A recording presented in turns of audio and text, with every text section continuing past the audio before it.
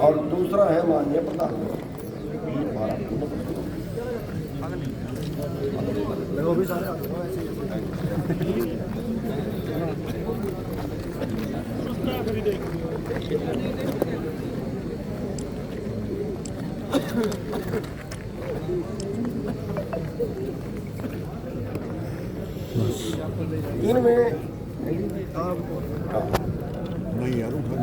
इनमें नंबर एक तो जो है, जो हरियाणा के अंदर धान घोटाला हुआ है और वो करीब 5,000 करोड़ का है, उसमें दुखद ये है कि कुरुक्षेत्र के अंदर सारे हरियाणा में सेकंड नंबर की एवरेज आई है। पहली 33 क्विंटल के करीब आई है। फतेहाबाद की यहाँ की 33 क्विंटल के करीब है। यानी यहाँ का घोटाला जो है वो सबसे ज़्यादा है। करनाल के अंदर 23 क्विंटल की एवरेज आई, वहाँ तो 6 पर्चे दर्ज और यहाँ पकड़े जाने के बावजूद भी पर्चा दर्ज नहीं है। और शायद डीजी का भी हमारे बीच में नहीं आ रही। पहली पीवी में 1800 क्विंटल कम पाया और उसी राइस मिल में दोबारा पीवी में 11,500 क्विंटल कम पाया और उसके बावजूद डीसी साहब ने लिख भी दिया, फिर भी पर्चा दर्ज नहीं हुआ। जो पहला पीवी करने वाला है उसने बचाया, उसने पैसे लिए, सबूत हो गया, फिर भी उसके ऊपर पर्चा दर्ज नहीं है। उस अधिकारी को बचाया जाता है, यहाँ के DFSC को बचाया जा रहा है बार बार हमारी शिकायत करने के बावजूद। तो इसके बहुत से सबूत हैं। मेरी फसल मेरा ब्यौरा के अंदर 1,36,000 एकड़, भैया 1,36,000 एकड़ वो है जिसका किसी ने पोर्टल नहीं कराया, वेरीफाई हो गया। जितना रकबा कोई पोर्टल कराता है वेरीफाई उससे कम होता है, लेकिन उससे 1,36,000 एकड़ ज़्यादा होता है। 64,000 एकड़ उन जिलों में पोर्टल कर दिया जिनमें 1 किलो धान ना हुई और ना बिकी, लेकिन अभी तक उसमें कोई कार्रवाई नहीं हो गया बोल दिया।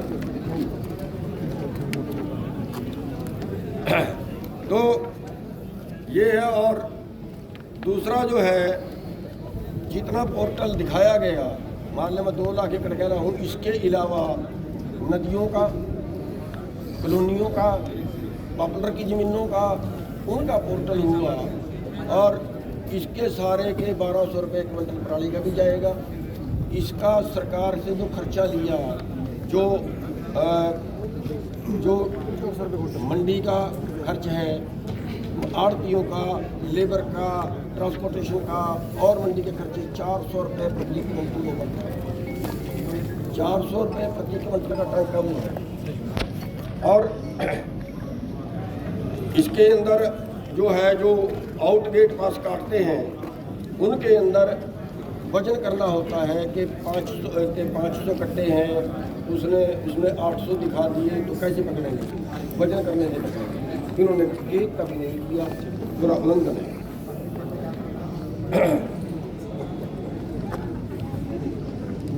मैं बोलूँ इसमें जो जितने भी मतलब आपने मेरे को यहाँ पे शिकायत दी है, इसका हम ज़रूर संज्ञान लेंगे। इसको इसमें शिकायत पत्र हम लेके इस पर हम पूरी इंक्वायरी कराएंगे। जो भी इंक्वायरी में रिजल्ट निकल के आएगा, अगर किसी की भी कमी होगी उसमें तो उस पर कार्रवाई ज़रूर होगी। अगर किसी पे FIR करवानी होगी FIR भी ज़रूर करवाएंगे, लेकिन उससे पहले एक बार हमारी जांच हमारे लेवल पे करवानी एक बार ज़रूरी है। और मैं आपको इस चीज़ का आश्वासन ज़रूर देता हूँ कि जांच में अगर कोई भी दोषी होगा तो उस पर हम कार्रवाई, कड़ी से कड़ी कार्रवाई हम ज़रूर करेंगे।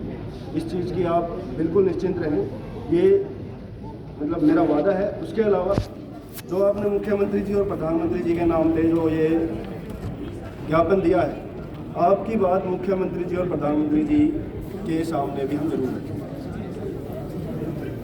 अब मैं सभी से अनुरोध करूँगा कि आपने जो विरोध प्रदर्शन किया है, इस चीज़ का हमने आपकी शिकायत जो है बिल्कुल मतलब सरोकार हमने रखा है। इस चीज़ पे हम जरूर मतलब कार्रवाई करवाएंगे।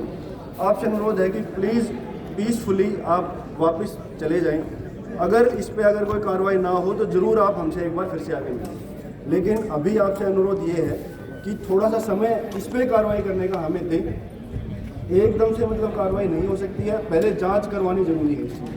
देखो कोई भी अगर किसी पे भी हमने किसको इल्ज़ाम लगाया है तो उसको सुनना ज़रूरी है और उस पर जांच करवानी एक बार थोड़ी सी आवश्यक है। तो आपसे अनुरोध है कि आप प्लीज़ वापस अपने गंतव्य स्थान पर जाएं। इस चीज़ पे हम ज़रूर कार्रवाई करेंगे, ज़रूर इस पर हम कोई ठोस कदम उठाएंगे। आपका धन्यवाद है, आप मौका कर रहे हो, लेकिन जहाँ तक जाँच की बात है जरूर करवाओ दोस्तों आपके लेवल को, और मैं इसमें जाँच करवाने वाला, लेकिन जिसमें जाँच होगी उसको पता करनी है लागू मुकाबले। जरूर जरूर। देखो आपकी बात बिल्कुल सही है। जो आपने जांच की बात करी है वो अभी मेरे संज्ञान में नहीं है। मैं डीजी साहब से डिस्कस करूंगा, वो जो जांच ऑलरेडी हुई है उसको भी जरूर संज्ञान में लेके आएंगे। अगर उस जांच में अगर कोई भी दोषी हमें पाया गया तो उस पर भी हम जरूर कार्रवाई करवाएंगे। अगर हमें लगेगा कि एक बार फिर से कोई जांच होनी चाहिए तो उस पर जांच भी जरूर करवाएंगे। ठीक है, बिल्कुल बिल्कुल। हम उससे पहले ही इस पर कोई त्वरित कार्रवाई करेंगे।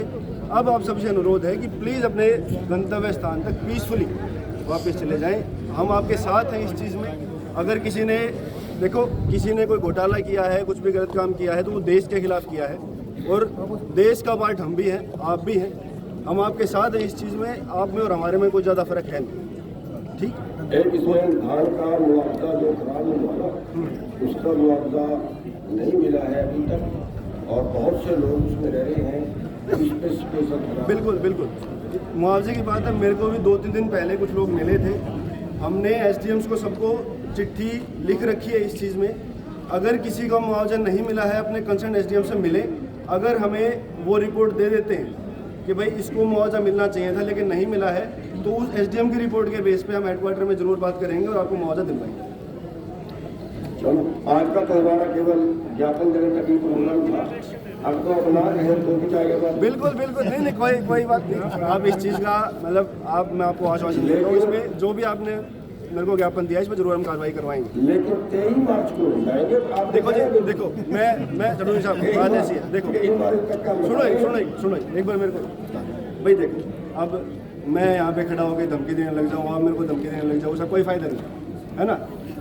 शांतिपूर्वक मैं बोल रहा हूँ कि मैं आपसे अलग नहीं हूँ, मैं आपका ही पार्ट हूँ। अगर आपने कोई भी शिकायत मेरे को करी है तो इस पर ज़रूर मतलब संज्ञान लेंगे। आपको इस चीज़ पे कोई भी आहत नहीं आएगी और आप हमारी कार्रवाई से संपूर्ण बिल्कुल सेटिस्फाइड रहेंगे। ठीक, थैंक यू।